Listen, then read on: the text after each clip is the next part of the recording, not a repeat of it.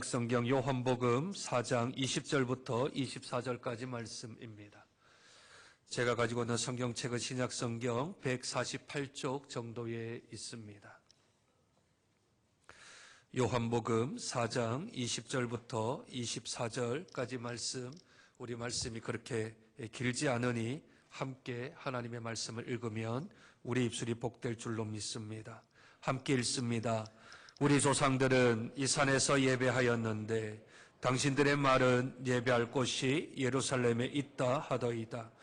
예수께서 이르시되 여자여 내 말을 믿으라.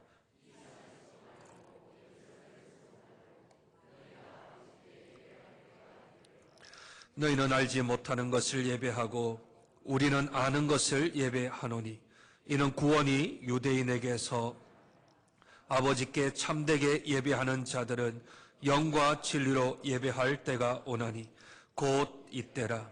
아버지께서는 자기에게 이렇게 예배하는 자들을 찾으시느니라.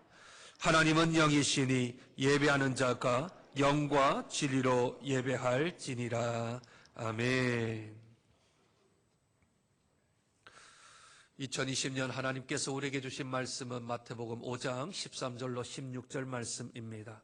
그것을 한 문장으로 줄여서 빛으로 소금으로 이 한 해 동안 저희가 말씀 붙들고 살아가서 우리의 정체성, 하나님이 너희는 빛이다, 너희는 소금이다 하신 그 정체성을 이 1년 동안도 우리의 삶 속에서 살아들여서 우리의 착한 행실을 통하여 하늘에 계신 우리 아버지께 세상 사람들이 영광을 돌려드린다면 그보다 더 복되고 의미 있고 가치 있는 일이 없는 줄로 믿습니다. 그런데 우리가 빛으로 살고 소금으로 살기 위하여서는 우리의 기초가 단단해야 합니다. 우리의 기본이 아주 철두철미하게 잘 갖추어져야 한다는 것이지요. 그것이 무엇인가 하면 예배입니다. 내가 빛으로 살려고 애써 노력하고 내가 소금으로 살아보려고 부단히 노력해도 내 삶 속에 예배가 무너지거나 내 삶 속에 예배가 흐트러지면 그러면 내가 살았던 빛과 소금은 다 없어져 버리게 되어지지요. 그러므로 우리들이 제일 먼저 우리가 이 한 해 동안 빛으로 살겠습니다, 소금으로 살겠습니다 결심하고 결단하고 우리의 착한 행실을 통하여 하나님께 영광을 돌리기 전에 내 예배 생활부터 점검을 해야 합니다. 내가 하나님과의 관계가 얼마나 이렇게 친밀한가, 내가 하나님과의 그 관계가 얼마나 더 돈독한가. 그것은 어디에서 나타나느냐 하면 예배의 모습, 예배의 태도, 예배를 드려지는 우리 심령이 그것을 대변하게 되어져 있습니다. 성경은 아주 대표가 되어지는 장들이 있습니다. 죄에 대하여서 우리가 찾아간다면 창세기 3장으로 가야 합니다.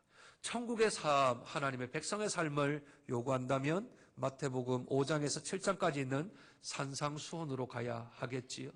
은사장이라 부른다면 고린도전서 12장, 13장, 14장으로 가야 합니다. 그렇듯이 예배하면 이 요한복음 4장으로 바로 달려 나와야 합니다. 신약성경 가운데 예배라는 말이 15번 나옵니다. 그런데 오늘 이 짧게 읽었던 요한복음 4장 20절부터 24절 이 짧은 5절 안에 예배하는 자라고 말하는 예배가 10번 등장을 합니다. 신약성경 270장 전장 중에 15번 등장하는데 예배라는 말이, 그런데 이 안에 10번이나 등장을 하고 있습니다. 뿐만 아니라 이 말은 사도들이 말한 것이 아니라 예수님이 직접 예배에 관하여서 우리에게 말씀하신 바입니다. 그러니 예배하면 다른 데로 달려가지 말고 이 요한복음 4장으로 오면 여러 가지 사마리아 여인과의 대화와 많은 것들이 있지만 그 속에서 예수님이 하신 이 예배로 달려가면 우리가 1년 동안 이 말씀을 깊이 새기면 예배에 실패하지 않을 것입니다. 예배를 통하여 우리의 하나님과의 관계가 아주 더 밀접하게 연결이 잘 되어질 것입니다. 그러니 오늘 이 빛으로 소금으로 살아가려는 2020년 이 한 해의 둘째 주 주일 저희가 예배에 대하여서 점검을 하고 예배에 대한 바른 가르침을 통하여서 이 1년 동안 예배에 참된 성공자가 되시길 주님의 이름으로 축복드립니다. 제가 예배 시작할 때 하는 구절이 4장 24절이지요. 우리 같이 한번 읽어볼까요? 같이 한번 읽습니다. 하나님은 영이시니 예배하는 자가 영과 진리로 예배할지니라. 아멘. 이 구절만큼 더 예배에 대하여서 확실하게 말하는 구절은 없을 줄로 믿습니다. 그러니 우리들이 하나님 앞에 예배드리는 첫 순간 내가 마음 다해 뜻 다해 생명 다해 하나님을 사랑하는 그 사랑하는 마음이 예배 가운데 나타나기를 주님의 이름으로 축복드립니다. 예수님이 이 구절에서 아주 중요한 몇 가지 이야기들을 하시는데 그 첫 번째는 장소에 대한 개념입니다. 장소요. 사마리아 여인이 묻습니다. 예수님, 유대인들은 시온산 예루살렘에서 예배를 드리고 정확하게는 제사이겠지요. 그리고 우리들 사마리아 사람들은 그리심산, 축복의 산이라고 불리우는 그리심산에 올라가서 예배를 드리는데, 그런데 그리심산에서 예배를 드리는 것이 옳습니까? 시온산 예루살렘에 가서 예배를 드리는 것이 옳습니까? 라고 묻는 겁니다. 지금 현대로 조금 바꿔볼까요? 하나님 앞에 우리가 여쭐 때에 하나님, 우리가 은혜홀에서 예배 드리는 것이 옳습니까? 평강홀에서 예배를 드리는 것이 옳습니까? 아니면 비전센터에서 예배 드리는 것이 옳습니까? 라고 묻는 겁니다. 장소를 묻는 거죠. 왜냐하면 예수님이 오기 전까지는 예배 드리는 장소가 지정이 되어져 있었습니다. 성전이 아니면, 회막이 아니면 예배를 드릴 수가 없었던 거죠. 그런데 예수님께서 이렇게 말씀하십니다. 이 산도 아니고 저 산도 아니라, 이곳도 아니고 저곳도 아니라 예배할 때가 온다 하며 장소에 대한 개념을 회파시켜 주십니다. 장소에 대한 개념을 없애어 주는 겁니다. 만약 예루살렘에서 예배를 드려야 된다면 우리 대한민국 사람들도 매주일마다 예루살렘 가서 예배를 드려야 되지 않습니까? 그렇죠? 그러나 예수님께서 이 산도 아니고 저 산도 아니고 장소가 아니다. 왜냐하면 이제 성전이 예수님의 십자가 사건으로 인하여서 성전이 바뀌어집니다. 이전 예수님의 십자가 사건 이전까지는 성전이 건물이었습니다. 장소였습니다. 땅이었습니다. 그런데 예수님의 십자가 사건 이후로 성전이 건물이 아니라 사람이 성전이 되었습니다. 사람 안에 하나님이 거하십니다. 우리의 영 안에 하나님이 거하시게 되는 거죠. 그러니 어느 장소에서 예배를 드린다고 하나님이 받으시고 어느 장소로 옮겼다고 해서 하나님이 예배를 안 받으시는 것이 아니라 장소가 중요하지 않고 누가 중요하다고요? 사람이 중요하다. 사람이 성전이니, 사람이 예배 초소이니 여기에서 드려지는 예배가 더 중요하다 말씀하시는 것이지요. 두 번째 말씀하시는 것은 21절과 22절에 보면 때에 관한 이야기를 합니다. 예수님, 우리가 언제 예배를 드려야 합니까? 어떤 때에 예배를 드려야 합니까? 라고 묻습니다. 그랬더니 예수님께서 곧 다가온다. 곧 예배를 드릴 때가 다가온다. 이때다 하십니다. 이제 한 기간이 어느 정도 지나고 난 후에 예수님의 십자가 사건을 통하여서 시간에 대한 개념이 없어져 버립니다. 이전까지는 예수님이 지금 대화를 나누는 지금까지는 언제부터 예배를 드리냐면 금요일 해가 지는 6시, 오후 6시부터 토요일 해가 지는 오후 6시까지 유대인들은, 이방인들은 예배를 드렸습니다. 그 시간만 예배 드리는 시간으로 주어진 거죠. 24시간. 금요일 밤부터 토요일 밤까지. 근데 예수님이 때에 관한 이야기를 하시면서 이제는 때도 없어진다. 안식일에 대한 때가 없어진다. 곧 내가 십자가 보혈의 사건을 통하여서 너희들은 언제 어디서든지 시간을 정하지 아니하고 언제나 예배를 드릴 수 있다 하시며 때, 시간에 대한 것들도 없애 주십니다. 그러면 장소가 없어졌습니다. 시간이 없어졌습니다. 우리가 하나님께 예배드리는 그 장소가 하나님 앞에 예배드리는 처소가 될 것이며, 또한 시간을 정하지 않고라도 우리가 하나님 앞에 예배를 드리면 그 시간이 하나님께서 받으시는 예배가 될 줄로 믿습니다. 그러니 가정에서 예배를 드리면 가정교회에서 가정예배로 하나님 앞에 영광을 올려드리겠지요.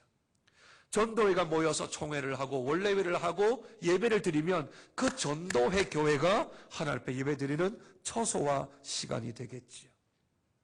각자 예배를 다 드리다가 장전이라는 이름으로 모여있는 우리들은 주일날, 일요일날 오전 11시에 모여서 하나님 앞에 예배드리는 이 예배도 하나님께서 받으시는 예배가 되어질 줄로 믿습니다. 그러니 예수 그리스도의 십자가 사건 이후로 이전에는 성전에서 안식일 날만 예배를 드렸던 그 시간과 장소가 예수 그리스도의 십자가 사건 이후로 우리들은 언제 어디서나 하나님 앞에 예배를 드릴 수 있는 성전이 우리가 되어서 우리가 드려지는 예배를 드리는 가운데 하나님이 우리의 영광을 받으실 줄로 믿습니다. 가정주부가 싱크대 앞에서 음식을 장만하고 또 식사를 한 후에 이 설거지를 하는 그 상황 속에서 찬송을 부르고 하나님 앞에 경배할 때에 주님 주신 말씀을 읊조리며 묵상할 때에 그 장소도 예배의 처소가 되어지고 예배의 시간이 되어지는 은혜가 있는 것이지요. 내가 사업을 합니까? 문을 열기 전에, 내가 셔터를 올리기 전에, 내가 자리에 앉아 첫 일을 하기 전에 그곳에서 말씀 한 구절 읽고 주님 앞에 찬송 한 장 올려드리며 내가 기도하며 나가면 그곳이 예배의 처소가 되어지고 그 시간이 하나님이 받으시는 예배의 시간이 되는 줄로 믿습니다. 그러니 우리들은 언제 어디서든지 예수 그리스도의 그 은혜의 긍휼을 따라 때를 따라 돕는 하나님의 은혜를 받아 우리가 하나님의 보좌 앞에 언제든지 담대히 나갈 수 있게 된 것이지요. 우리 예수님의 그 희생, 예수님의 그 십자가 때문에 우리들이 성전이 되어지고 우리들이 마음껏 하나님 앞에 예배를 드리게 될 수 있는 줄로 믿습니다. 그러니 우리들이 이 한 해 동안 내가 어디서 무엇을 하든 어떻게 하든 예배 생활, 예배를 드리는 것에 있어서 건강해져서 우리 하나님 앞에 온전히 올려드리는 복된 예배자가 되시기를 주님의 이름으로 축복드립니다. 우리가 사역을 감당하고 우리가 빛으로 소금으로 살아가기 위하여서는 우리에게는 이 참된 예배자로서 내가 성전이니 내가 드려지는 내가 중요하게 되어집니다. 예배보다 예배자가 더 중요합니다. 예배보다 예배자가 더 중요합니다. 만약 예배자보다 예배가 중요하다면 나의 상태와 나의 상황과 상관없이 여기만 오면, 예배 장소만 오면, 예배를 드리는 시간에만 오면 내가 은혜 받지 않겠습니까? 그런데 이게 그렇지를 않습니다. 예배보다 더 중요한 것은 예배를 드리는 사람입니다. 똑같이 1시간 동안 예배를 드리는데 어떤 이에게는 은혜가 있고 어떤 이에게는 은혜가 없습니다. 어떤 이에게는 하나님의 사랑이 절절히 흘러오는데 어떤 사람에게는 하나님의 사랑이 단절되어져 버리기도 하지요. 같은 예배를 드리고 같은 장소에서 같은 목사의 설교를 통하여 하나님의 말씀을 듣는데 어떤 이는 은혜를 받기도 하고 어떤 이는 은혜가 막혀버리기도 하지요. 오늘 예수님께서 계속 반복하시는 말씀이 예배가 중요하긴 하는데 그 예배를 하나님이 찾으시지 않고 예배자를 찾으신다 말씀하십니다. 우리 23절 한번 보실까요? 아버지께 참되게 예배하는 자들은 영과 진리로 예배할 때가 오나니 곧 이때라. 아버지께서는 자기에게 이렇게 누구를 찾으신다고요? 예배하는 자들. 하나님이 찾으시는 것은 작년 일부 예배를 찾으시는 게 아니고요. 작년 일부 예배를 드리는 예배자를 찾으십니다. 사람이 중요하다는 거죠. 이 형식이 중요한 게 아니라 사람이 더 중요하다는 겁니다. 예배를 사모하고 예배에 대하여서 감격이 있고 예배에 대한 은혜를 사모하는 그 사람에게 하나님께서 그 예배를 사모하는 자, 예배가 준비되어져 있는 자를 하나님이 찾으신다 하셨습니다. 세상에 처음 죄가 들어온 것은 창세기 3장이지만 그 3장으로 인해서 최초의 살인이 일어나는 일이 창세기 4장에서 일어나게 되어집니다. 그때 하나님이 예배를 좀 드려라, 제사를 드려라 그렇게 명령을 하셨을 때에 두 형제가 예배를 드립니다. 제사를 드립니다. 그런데 이 가인의 형의 제사는 하나님이 받으시지 아니하시고 동생인 아벨의 제사를 받으셨다 성경은 기록합니다. 그런데 사람들은 곡식이냐 피냐 뭐 이런 이야기들 때문에 서로 논쟁이 되어지지만 성경은 조금 다르게 말씀을 합니다. 창세기 4장 4절로 5절 말씀입니다. 여호와께서 아벨과 그의 제물은 받으셨으나 가인과 그의 제물은 받지 아니하신지라. 여기에 대하여서 성경은 히브리서 11장 4절에 이렇게 평가를 합니다. 믿음으로 아벨은 가인보다 더 나은 제사를 하나님께 드림으로 의로운 자라 하는 증거를 받았느니라. 아벨이 드렸던 제물이 중요한 게 아니라 누가 중요하지요? 아벨 예배를 드렸던 제사를 드렸던 그 사람이 더 중요합니다. 아벨과 아벨이 드렸던 그 제물이라고 말한 건 아벨이 먼저 나오고 그렇기에 그 아벨의 믿음을 하나님이 보셨다라는 겁니다. 그러므로 우리 참석하고 있는 예배에 참석하고 있는 모든 분들은 내가 드려지는 예배가 우리 전체의 장정교회 예배가 아닌 내 예배를 하나님이 받으셔야 됩니다. 나의 예배를 하나님이 받으셔야 한다는 거죠. 여기는 군중이 없습니다. 여기는 청중이 없습니다. 여기는 모두 다 예배자만 있게 되는 겁니다. 그러므로 제사를 드렸던 상태에서 예배를 드리는 상태는 달라져야 합니다. 우리들이 드려지는 예배 가운데 조금 변화가 필요한 거죠. 첫째는 내가 받는 예배자에서 드리는 예배자로 세워져야 합니다. 내가 받는 예배자에서 드려지는 예배자가 되어야 합니다. 이게 뭘까요? 예배는 내가 은혜를 받으러 오는 게 아니고요. 하나님께 예배를 드리러 오는 곳입니다. 내가 예배를 드리는 것이 예배입니다. 내가 받는 게 예배가 아닙니다. 내가 받지 못하면 뭐라 그럽니까? 예배를 평가하지요. 예배는 누가 드리는 겁니까? 우리가 드리는 건데 이 예배를 마치 목사가 또는 장로님의 기도로 또한 찬양대에 찬양하는 사람들이 예배를 드리면 성도들은 그것을 평가하게 되어집니다. 예배 드리는 자가 목사와 예배위원들과 찬양대원이라면 또는 찬양팀원이라면 사람들은 평가를 할 수가 있겠죠. 그런데 내가 예배를 드리는 사람이라면, 내가 받는 사람이 아니라 내가 예배를 드리는 사람이라면 그러면 상황은 완전히 달라지는 겁니다. 그러므로 내가 임내송부터 시작하여서 하나님 앞에 올려드리는 예배를 내가 하나님 앞에 드린다. 그렇게 마음을 먹고 하나님 앞에 예배를 드려야 합니다. 그러면 설교 시간에는 목사님이 혼자 말을 하시잖아요. 그럼 나는 어떻게 예배를 드립니까? 어떻게 하나님께 예배를 올려드립니까? 고린도 후서 1장 20절에 보니까 하나님의 말씀이 예로 아멘하면 하나님께 영광이 된다 합니다. 그러면 내가 아멘하면 내가 그걸 속으로 읊조리든지 내가 입으로 고백하든지 내가 설교의 말씀이 내 마음에 드는 게 아니라 하나님의 말씀이 선포될 때 아멘하면 그 아멘을 통하여 하늘에 계신 하나님께서 영광을 받으신다 합니다. 그렇다면 설교 시간에도 우리는 예배를 드릴 수 있습니다. 아멘을 통하여 주께 영광을 올리게 되는 거죠. 뿐만 아니라 참석하는 예배에서 참여하는 예배자로 바뀌어야 합니다. 참석은 내가 자리를 채우는 거죠. 그리고 구경할 수 있습니다. 그리고 내가 관람을 하는 거죠. 그것은 예배자가 아닙니다. 그것은 구경꾼이지요.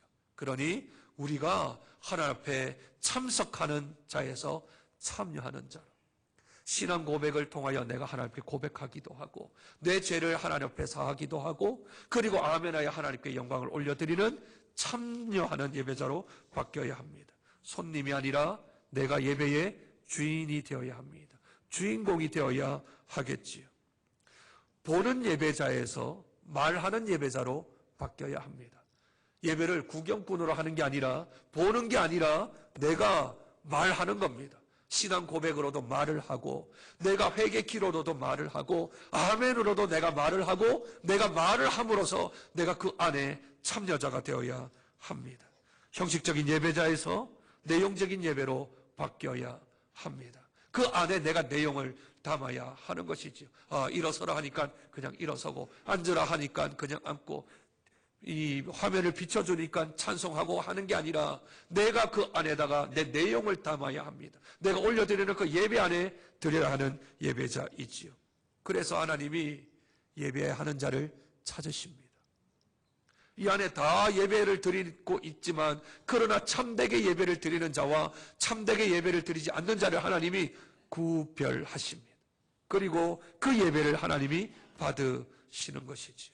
그 예배를 받을 때 그 받으시는 하나님께서 예배 가운데 감사하여 고마워 우리에게 은혜를 베풀어 주는 것입니다. 그러면 어떻게 드려야 하나님이 찾으실까요? 어떻게 해야 하나님이 우리의 예배를 받으실까요? 오늘 예수님께서는 우리에게 말씀하시기를 영과 진리로 예배하라. 영과 진리로 예배하라 말씀합니다. 우리가 찬송했고 또 옛날 구절에는 이렇게 나와 있지요. 신령과 진정이라는 말로 했습니다. 그런데 신령과 진정이라는 말이 우리가 조금 곡해할 수가 있어서 개역 개정 성경에는 원어에 더 가깝게 바꾸었습니다. 신령은 영으로, 진정은 진리로. 이것이 훨씬 더 원문에 가까운 번역입니다. 그러니 이 영으로 예배를 드린다는 것은 다른 게 아니라 성령께서 임재하시도록 하는 예배입니다. 내 안에 계신 성령님이 계시는데 그 성령님이 우리 안에 운행하시도록, 수면을 운행하시는 우리 성령님께서 한 사람 한 사람 마음 가운데 있는 그 영이 충만하게 임하여서 그래서 드려지는 예배를 영으로 예배를 드린다 했습니다.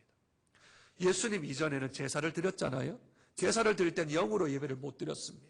성령이 임재하는 예배가 아니고 형식을 갖추어서 그 형식을 제사장들이 드려졌던 예배만 드렸습니다. 그게 나와는 좀 상관이 없죠. 나는 제물만 바치면 그걸로 끝나버리니까 내 안에 있는 성령님이 움직일 수 있는 그런 여건이 마련되지 않았습니다. 그러나 영으로 예배를 드린다는 것은 내 안에 계신 성령님 기뻐하시도록, 그리고 우리와 함께 하시는 이곳에 좌정하시는 성령님이 기뻐하시도록. 그러니 죄가 있는 곳에는 하나님의 영이 임할 수 없으니 이곳에 우리들이 먼저 회개 기도를 하는 것은 하나님 이곳에 우리의 죄의 문제를 해결하겠습니다. 죄의 문제를 우리가 떨쳐버리겠습니다. 하나님 이 자리에 임재하여 주옵소서. 죄의 문제를 십자가의 보혈로 덮어주시고 이 자리에 임재하여 주옵소서 하는 의미로 우리가 회개 기도부터 하고 주 앞에 나오는 것이지요. 그러니 영으로 예배를 드린다는 것은 내 안에 계신 성령님이 기뻐하시도록, 내 안에 계시는 성령님이 춤을 추시도록 기뻐하는 이곳에 하나님의 영이 임재하는 제사 때와는 완전히 다른 주님 앞에 드려지는 영으로 예배를 드리는 복된 예배를 드리면 하나님이 받으십니다. 두 번째는 진리 아닙니까? 진정이 아니고 진리죠. 진리는 하나밖에 없습니다. 진리는 예수 그리스도이십니다. 진리 대신 예수 그리스도를 로고스라고 표현을 합니다. 그 로고스는 하나님의 말씀을 뜻하는 것이죠. 그러니 제사 때에는 하나님의 말씀이 선포되지는 않았습니다.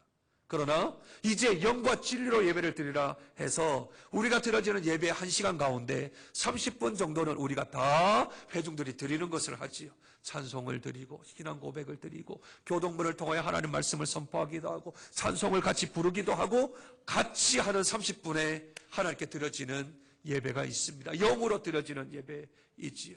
진리로 예배를 드린다라는 하나님의 말씀에 따라 예배 안에 설교가 20-30분 정도 들어오게 된 겁니다. 하나님 말씀이 그 안에 있어야 한다. 하나님 말씀이 그 안에 선포되어야 한다 하는 의미로 진리로 너희들은 예배를 드려라. 하나님 말씀이 선포되도록 그렇게 예배를 드려라 하십니다. 그러니 설교를 준비하는 목회자들, 설교를 하는 목회자들은 하나님의 영이 임재하시도록, 참된 하나님의 말씀이 선포되시도록 피를 흘리며 뼈를 깎는 노력을 해서 설교를 준비해야 합니다.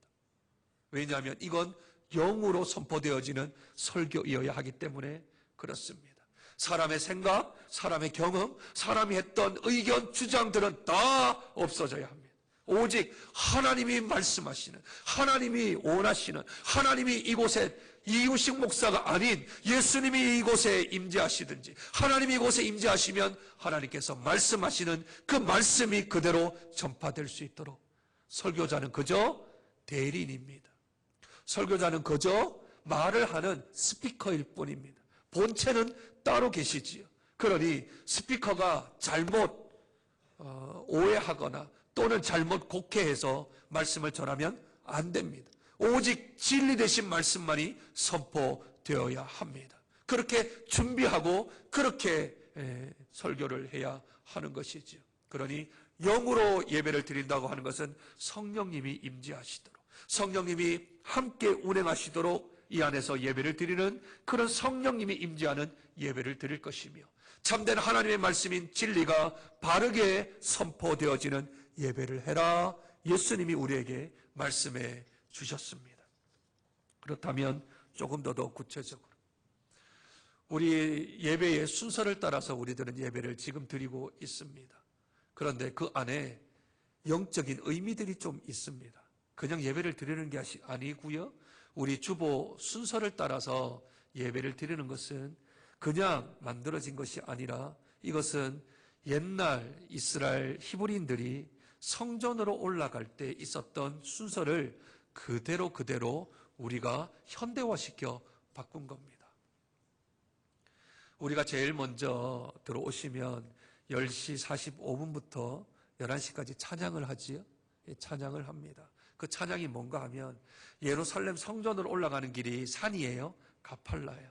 그래서 올라가면서 성전에 가려면 올라가면서 사람들이 찬송을 불렀습니다.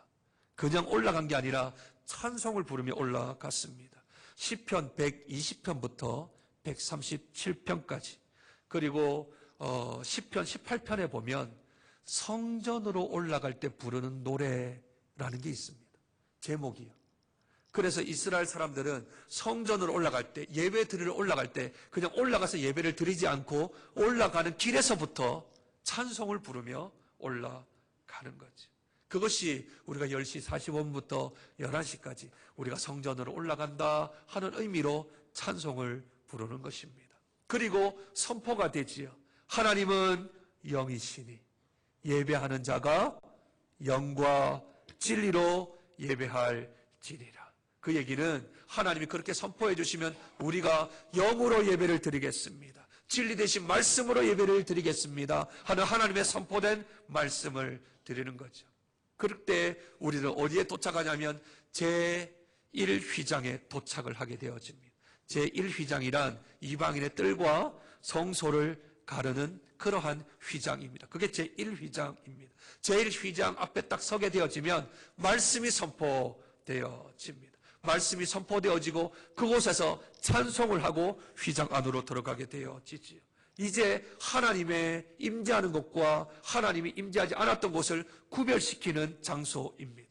그래서 우리가 하나님이 이곳에 임재했다라는 의미로 하나님을 높이는 마음으로 다 자리에서 일어나셔서 하나님 앞에 찬송 부르겠습니다. 이 얘기는 제1휘장 앞에 온 겁니다. 이제 이 휘장을 들어가면 하나님이 임재하는 곳이지요.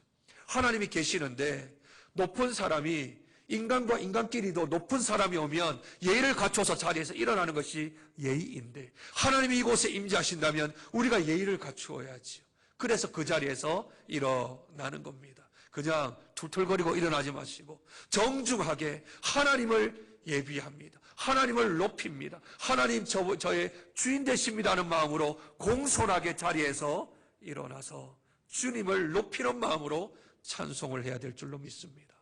고개 들어 주를 맞이해 엎드려 찬양하며 주님께 영광, 찬송을 신령과 진정으로 올려드리며 주님 이 자리에 임재하여 주옵소서, 주님 이 자리에 함께하여 주시옵소서. 그런 의미로 우리가 자리에서 일어나며 제1휘장에 섰다라는 의미로 그렇게 서는 것이죠. 그러면 시편의 기도가 선포되어집니다. 오늘은 시편 18편의 말씀을 제가 읽었는데 제 말이 아니고 하나님 말씀이 선포되고 찬양이 제1휘장에서 있게 되어지지요. 이제 1휘장으로 들어갑니다. 들어가면 제일 먼저 만나는 곳이 번제단입니다. 번제단이에요. 번제단에서 속죄 제사를 드리고 난 후에 한 발자국 더 진행을 할 수가 있죠. 그래서 우리 교회 순서는 임내송을 하고 시편의 말씀이 선포되어져서 1휘장을 이제 지나오면 번제단에 이르러 우리가 회개 기도를 하는 겁니다. 옛날에는 희생제사를 드려야 했지만 우리들은 예수의 이름으로 회개하면 하나님께서 우리의 죄를 사해 주실 줄로 믿습니다. 그래서 우리가 회개 기도를 하고 한 발짝 더 나아가면 물두멍이라는 게 있어요. 손에 묻었던 때들, 제사를 드렸던 피들, 그걸 다 씻는 역할을 하는 거죠. 그런데 그 물두멍이 노수로 만들어져 있어서 자기 모습이 다 비쳐요. 손을 씻으려고 하면 자기 모습이 다 비추는 거죠. 자기 모습을 비출 때 우리가 하는 일이 신앙 고백을 하는 겁니다. 내가 누군지, 내가 어떤 사람인지 신앙 고백을 하면 그 신앙 고백 안에 삼위일체 하나님이 다 계시고 그 안에 구원론이 있고 그 안에 죄의 문제가 있고 그 안에 우리가 살아갈 수 있는 삶에 대한 양식들이 다 있는지라 그 신앙 고백을 통하여서 내가 누군지를 발견하게 되어지는 겁니다. 그러니 신앙 고백은 외우는 게 아니라 선언해야 합니다. 하나님 앞에 고백을 해야 합니다. 독백을 하는 거죠. 하늘에 계신 우리 아버지, 이렇게 얘기하는 거죠. 하늘에 계신 우리 아버지 이름이 그렇게 영을 받으시면 이렇게 하는 게 아니라 하늘에 계신 우리 아버지 이름이 거룩히 여김을 받으시오며 하며 우리의 신앙에 다 가지고서 하나님 앞에 올려드리는 복된 신앙의 고백이 있어야 합니다. 그리고 나면 이제 제2휘장에 멈춰서게 되어집니다. 제2휘장은 성소, 이 뜰에서 성소 안으로 들어가는 두 번째 문입니다. 그 문 앞에 서서 다시 우리들은 찬송을 합니다. 하나님 말씀이 선포되어지지요. 그래서 우리들이 하는 것은 찬송을, 경배송을 올려드립니다.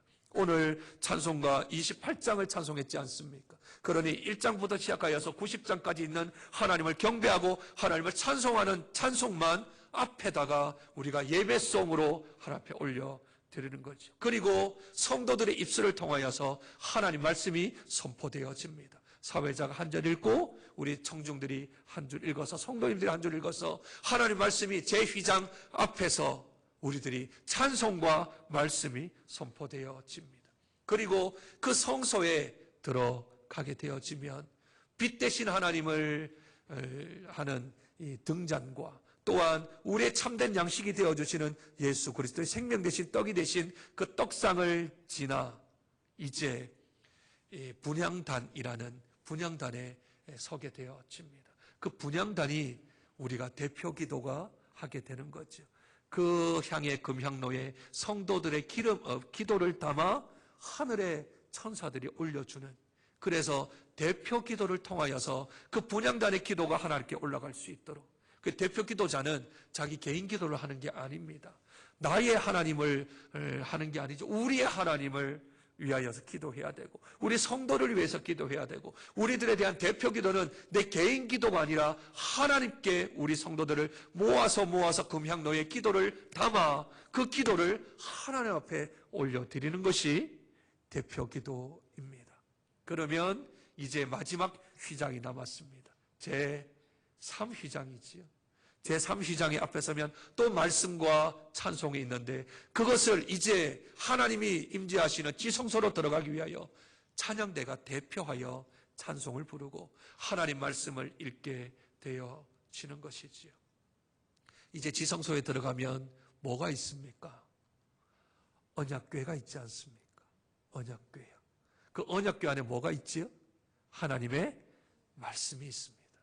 그러니 이제 제3휘장을 지나 언약궤에 들어가면 이제 하나님의 말씀이 우리에게 있기에 그 말씀을 읽고 듣고 묵상함으로 우리들이 하나님 말씀을 이 시간 듣게 되어지는 것이지요.